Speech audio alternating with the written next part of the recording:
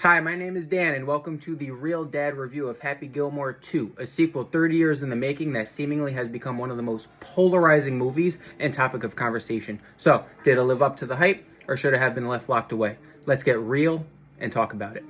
Now, as for me, the hype with this movie was very reminiscent of Dumb and Dumber 2 because it took 20 years for that sequel to come out. Now, I knew in my head that I was going to go see this movie regardless because Dumb and Dumber, the original, is one of my favorite comedies of all time.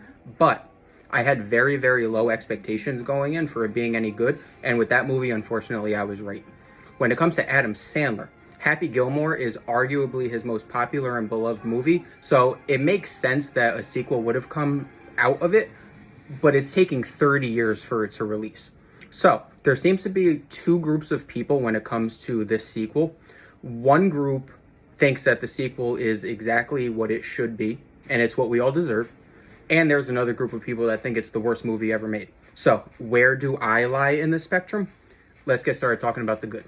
And I'll cut right to the chase. I think that this movie was what I was expecting from it as far as nostalgia. And I'm not going to lie, I did laugh quite a bit during this movie.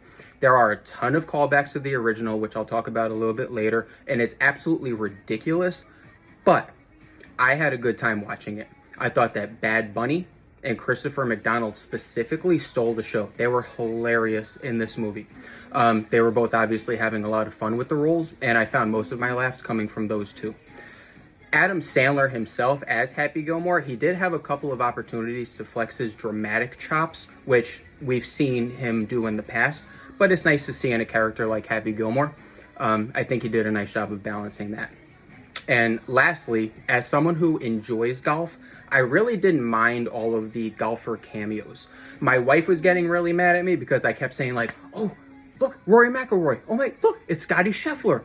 Speaking of which, Scotty Scheffler, hands down hysterical. There's a nice inside joke. If you follow golf in the third act, if you don't follow golf, it's gonna miss.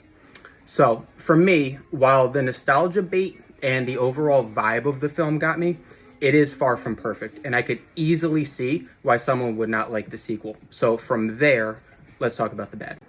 And I think, long story short, for me, when it comes to this movie, is it just doesn't feel like a Happy Gilmore sequel.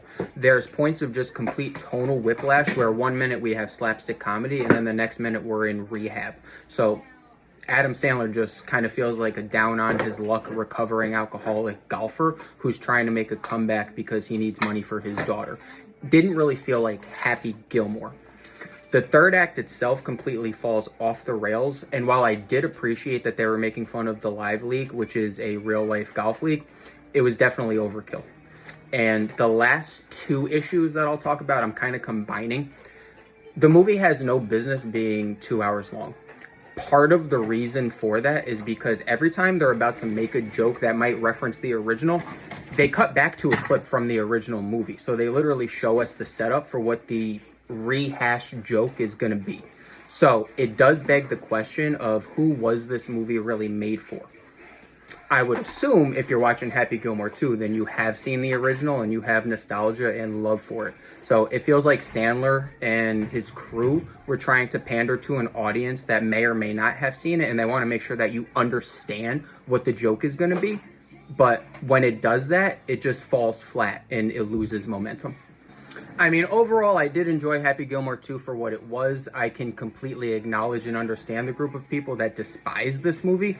As for me, the nostalgia bait didn't inherently bother me, even though I did have some issues with it down the line.